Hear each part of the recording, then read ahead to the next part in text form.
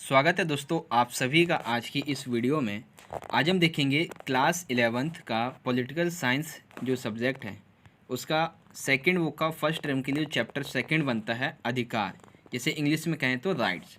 तो इस चैप्टर के जो most important MCQ question answer हैं वो सभी के सभी हम आज की इस वीडियो में देखने वाले हैं। तो चलिए वीडियो को स्टार्ट करते हैं बिना टाइम वेस्ट करते हुए। वीडियो स्टार्ट करने से पहले एक बार डिस्क्रिप्शन जरूर चेक कर लीजिएगा, क्योंकि यहाँ पे आपको Telegram group, Instagram, Twitter handle और फेसबुक पेज का लिंक बच्चों मिल जाएगा। तो यहाँ से जाके आप हमें फॉलो कर सकते हैं। चलिए प्रश्नोत्तर की तरफ बढ़ते हैं। सबसे पहला प्रश्न, मूल अधिकार जो हैं वो मूल क्यों कहलाते हैं, या फिर इस तरह से मूल अधिकार मूल कहलाते हैं क्योंकि वह मानव के प्राकृतिक और अप्रतिदेय अधिकार होते हैं, न्यायालयों के द्वारा परिवर्तनीय होते हैं, संयुक्त राष्ट्र मानवाधिकार घोषणा पत्र के ये अनुरूप होते हैं, सरलता से ये अधिकार जो है वो संशोधनीय नहीं है। तो मूल अधिकार मूल कहलाते हैं क्योंकि वह मानव के प्राकृतिक और अप्रतिदेय अधिकार होते हैं, यानी कि वो प्राकृतिक रूप से मिले होते हैं और इसे कोई छीन नहीं सकता है, इसलिए इन्हें मूल अधिकार कहते हैं। ठीक है, आगे देखिए क्वेश्चन नंबर सेकंड है, अधिकारों के बारे में उपरोक्त कथन को पढ़िए और सही का चुनाव कीजिए। ठीक है, पहला कथन है, अधिकार उन बातों का प्रतीक है जिन्हें समाज के सभी लोगों को सम्मान और गरिमा का जीवन बसर करने के लिए आवश्यक समझते हैं। ठीक है, दूसरा, अधिकार व्यक्ति के कुछ कार्यों को स्वतंत्रता पूर्वक करने की मांग है, लेकिन यह समाज के द्वारा स्वीकृत एवं राज्य के द्वारा मान्यता प्राप्त होनी चाहिए। तो इस संदर्भ में अब आपके सामने चार ऑप्शन हैं, इसमें से कौन सा ऑप्शन सही है वो बताना है। केवल पहला कथन सही है, केवल दूसरा कथन सही है, पहला दूसरा दोनों ही सही हैं, या फिर इनमें से कोई नहीं।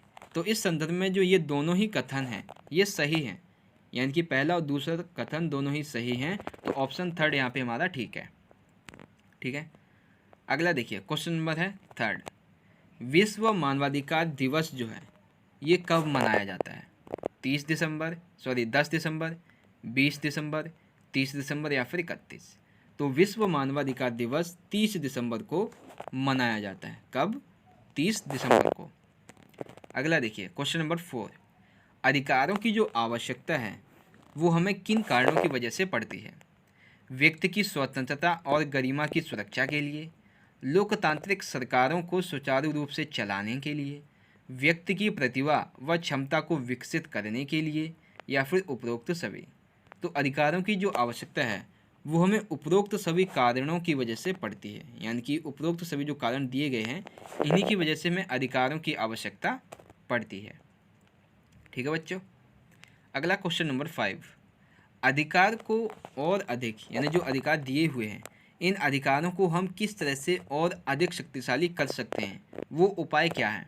आपके ऑप्शन हैं, पहला, संविधान लिखित होना चाहिए उस देश में। ठीक है, स्वतंत्र प्रेस होनी चाहिए और जनता जो है वो जागरूक होनी चाहिए।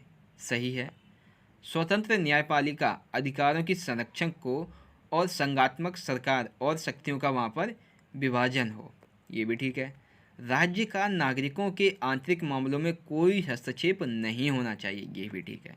तो अधिकारों को और अधिक शक्तिशाली बनाने के लिए जो उपाय हैं वो उपरोक्त सभी हैं, यानी कि उपरोक्त सभी उपायों के द्वारा, ठीक है, अधिकारों को और अधिक शक्तिशाली बनाया जा सकता है। ठीक है, अगला देखिए क्वेश्चन नंबर है 6। अब इसमें क्या है कि निम्नलिखित अधिकारों का सही मिलान आपको करना है। ठीक है, तो सबसे पहले देखिए नागरिक, नागरिक जो है ये क्या हो जाएगा? नागरिक को स्वतंत्रता का अधिकार है। राजनीतिक, तो राजनीतिक में मत देने का अधिकार आ जाएगा। फिर आता है सांस्कृतिक, तो सांस्कृतिक में मातृभाषा में शिक्षा पाने का अधिकार आ जाएगा। फिर बचता है आर्थिक, तो आर्थिक में न्यूनतम भत्ता आ जाएगा। तो ये चार ऑप्शन जो हैं उन जो मिलान है वो यहाँ पे कर दिया गया है। आई होप आप समझ गए होंगे किस तरह से ये मिलान किया गया है। ठीक है, अगला देखिए क्वेश्चन नंबर है 7, निम्नलिखित में से कौन सा राजनीतिक अधिकार नहीं है?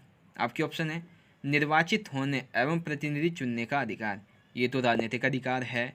लोकसभा राज्यसभा में सदस्यता प्राप्त करने का अधिकार, ये भी अधिकार है। संघ एवं राजनीतिक दल बनाने का अधिकार, ये भी राजनीतिक अधिकार है। संपत्ति अर्जित करने का अधिकार, हालांकि ये अधिकार तो है लेकिन ये राजनीतिक अधिकार के अंतर्गत नहीं आता है। ठीक है, तो निम्नलिखित में से कौन सा राजनीतिक अधिकार नहीं है? ऑप्शन 4। ठीक है बच्चों, अगला देखिए क्वेश्चन नंबर 8, निम्नलिखित में से कौन सा आर्थिक अधिकार नहीं है? अब यहाँ पे हमें बताना है कौन सा आर्थिक अधिकार नहीं है। रोजगार एवं पर्याप्त मजदूरी प्राप्त करने का अधिकार, हाँ ये आर्थिक अधिकार है।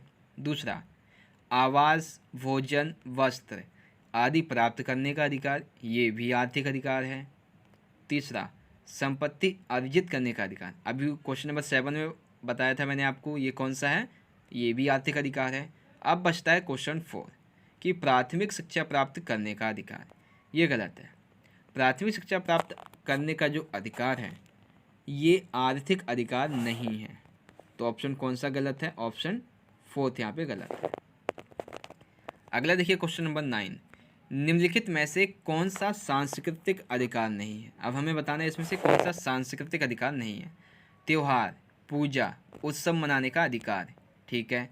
प्राथमिक शिक्षा प्राप्त करने का अधिकार, ठीक है। किसी भी धर्म को मानने एवं उसे अपनाने का अधिकार, ठीक है। ऑप्शन 4 जो है संपत्ति अर्जित करने का अधिकार, ये गलत है। संपत्ति अर्जित करने का अधिकार जो है वो एक आर्थिक अधिकार है, ये गलत है। अगला क्वेश्चन नंबर 10, कर्तव्य जो होता है इसका शाब्दिक अर्थ क्या होता है? कर्तव्य का शाब्दिक अर्थ क्या है? ऋण, हक, अधिकार, इनमें से कोई नहीं। तो कर्तव्य का जो शाब्दिक अर्थ होता है वो होता है ऋण। ये मेरा कर्तव्य है, ये मेरा ऋण है, इस तरह से बोलेंगे, ठीक है। अगला है क्वेश्चन नंबर 11, कर्तव्य से आप क्या समझते हैं? ठीक है, अधिकार प्राप्त करने के बदले निभाई गई जिम्मेदारी, अधिकारों से महत्वपूर्ण कर्तव्य हैं, ए और बी दोनों, इनमें से कोई नहीं। तो कर्तव्य जो होते हैं ये अधिकार प्राप्त करने के बदले जो निभाई गई जिम्मेदारियां होती हैं ये कर्तव्य कहलाते हैं, ठीक है। अगला क्वेश्चन नंबर 12, निम्नलिखित में से कर्तव्य का प्रकार है, मतलब निम्नलिखित में से ऐसे कौन, इनमें से जो दिया गया है वो कर्तव्य है या नहीं है ये बताना है। तो माता पिता व बुजुर्गों की सेवा करना, हाँ ये तो कर्तव्य है। अपने परिवेश को स्वच्छ रखने का कर्तव्य, ये भी कर्तव्य है। संविधान का आदर करना एवं बच्चों को उचित शिक्षा देना, ये भी कर्तव्य है। तो निम्नलिखित में से उपरोक्त सभी कथन जो हैं वो यहाँ पे सही हैं, यानी कि सभी के सभी जो कथन दिए गए हैं, जो कथनों में बताया गया है वो यहाँ पे कर्तव्य इसके माने गए हैं। अगला है क्वेश्चन नंबर 13, निम्नलिखित में से कौन सा कानूनी कर्तव्य है? यानी कि निम्नलिखित में से कानूनी कर्तव्य कौन कौन से हैं? संविधान का सम्मान करना एवं देश की रक्षा करना, ठीक है। कानून व कानूनी व्यवस्था को बनाए रखना, ठीक है। नियमित रूप से कर देना, ठीक है। उपरोक्त सभी, तो निम्नलिखित में से उपरोक्त सभी जो कथन हैं ये ठीक है, यानी कि ऑप्शन 4 जो है बच्चों ये आपका यहाँ पे ठीक हो जाता है। तो इस तरह से आज की ये वीडियो यहाँ पे ख़त्म हो जाती है, जिसमें आपको आपका चैप्टर 2 जो है अधिकार, इससे संबंधित most important MCQ question answer आपको पता चल गए। एंड आई होप बच्चों आपको वीडियो अच्छी लगी होगी। वीडियो अच्छी लगी हो तो लाइक करना, इस वीडियो को ज़्यादा से ज़्यादा अपने सभी दोस्तों के साथ ज़रूर शेयर कर दीजिएगा। तो चलिए दोस्तों, हम मिलेंगे अगली वीडियो में, तब तक के लिए आप पढ़ते रहिए, अपना ख्याल रखिए। धन्यवाद। जय हिंद, वंदे मातरम।